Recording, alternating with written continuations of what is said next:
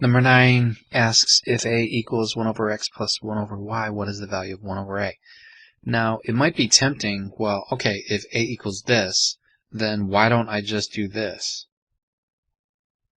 Right? Like flip them. And it's much more complicated than that. What you want to do is you want to add them first and then actually get the fraction and flip it. Okay? Because you'll find that 1 over x plus 1 over y does not equal this. Alright, it feels like it should if you flipped it, but it doesn't. Okay. So remember, when you add fractions, you have to find the common denominator. So what this means then, now we're just going to ignore the fact that you don't really care that it equals a. It just means that we're going to write an expression like this that combines the two fractions into one fraction and then find the reciprocal. So let's give the 1 over x a y, so that we've got y for here, and then xy. Okay, we're giving this x a y, so make sure you give this guy a y as well, because the greatest common factor that these two have is x times y. All right, they're two different numbers, so I have to give this guy an x, and I have to give this guy a y. So I'm going to give this guy an x. All right. So adding those two together, now that we've got common factor. Okay, so this is good. I do like to see it in alphabetical order as just a habit. So, but it doesn't matter. That's perfectly acceptable. This is one fraction. Here we had two of them, so we can't take the reciprocal of that easily.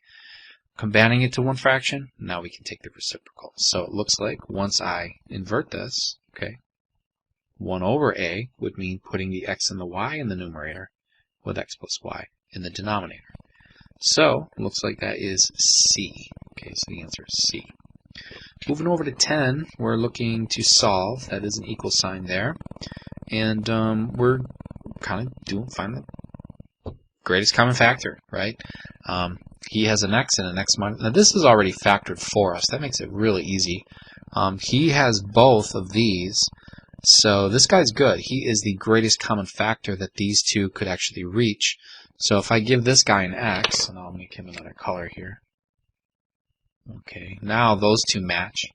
And then this guy, I'm going to need an x minus 3, so give him an x minus 3.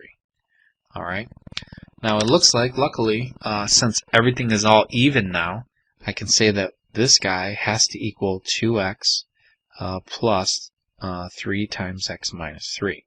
Now remember, I am looking for the possible values that will give me 0 in the denominator.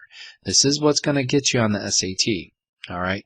The two values that will give me 0 here is this guy with just 0. If x was 0, that would produce 0 in the whole denominator. Or if x was 3. So x cannot equal 0 or positive 3. So we'll be on the lookout for that if that shows up. It might not. So let's go ahead and combine what we can. Well, we're going to distribute actually. So 3x minus 9. Those two will combine for 1 equals 5x minus 9. We're going to move the 9 over. So that'll become a positive 10. Divide by 5. And we get x equals 2. And it looks like it doesn't equal either one of those. So this guy's a go. He is x equals 2. Alright, number 11.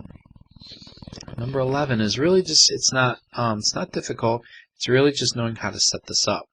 Now what it's saying is a rectangle has an area of that polynomial expression. And the width is x plus 6. So what is the length in inches? Now let's look at and remember, let's write this first. Area equals length times width. Okay. Now what they just gave us is they gave us the area and the width, and we got to solve for length. So what we want to do is we want to set this up. We practiced these are called literal equations. My hair is sticking up back there. Dang. Right. We want to divide by w. Okay. So a divided by w. Now when we do this, now L is by itself. So this is the length, and that's what they want. They want the length. Okay. So A, all right, let's write this as A divided by W. Now A equals x to the third power plus 3x squared minus 18x all over w, which is x plus 3. Okay, now I'm going to put parentheses around x plus 3 because he's already factored. Now what we want to do is, this might actually be done if we were on the SAT. This is a possibility, right? But this is also factorable here. So we're going to try to reduce this as much as possible, because if it has an x plus 6 in the numerator, then we could cancel those out.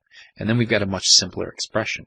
So what we do is we look for the GCF here, and I see that that is a x. Okay.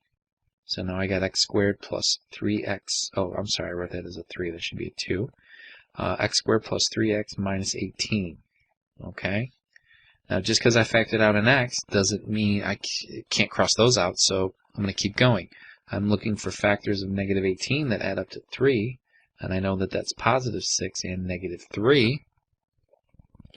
So now I have x plus 6 over x minus 3 over x plus 6. All right, would you look at that? All right. Now, this is not wrong, okay, but you're not going to see it as one of your choices. What you'll see is this. X times x minus 3. That actually is the width. I'm sorry, the length.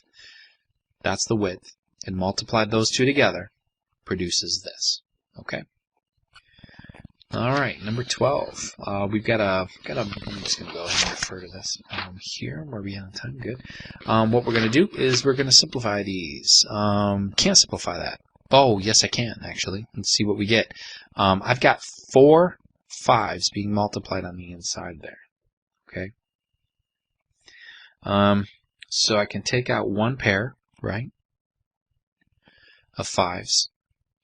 Remember, this is what I got. So if I took out one pair, I can also take out another pair. So really, I've got 5 times 5 on the outside, and on the inside is nothing. Or really, it's just 1, and the square root of 1 is 1. So that's 25. Now, hopefully you wouldn't need a calculator for that, but you can use one, okay, but hopefully you don't need one. 5th root of negative 243. 243, let's see, that adds up to 9, so I know 3 will go into all of those. So 3, and that's 8, and that's 1. Okay, 3 is prime. That's a 9, and a 9, so that's 3, 3, 3, and 3. It looks like I got 5 3s. So I'm going to take the whole batch out. Now, if you take the whole batch out, remember, if this is an odd index, you can actually keep a negative sign. If it was an even index, that's a problem. Okay, so now we're taking out all those 3s, and we still have negative. Okay. Okay, continuing forward, simplify this guy. I'm looking for 3 groups of 3 triplets. So inside 27 is a 3. Inside the x, I'm taking out 3 triples, and I'm taking out 1 triple of the y. I took out everything. That's it. This is the final answer. All right, so pretty easy go for those. There'll be more complicated ones. There'll be only one question, but it'll be a little bit more complicated. Okay, anyways, I'll stop right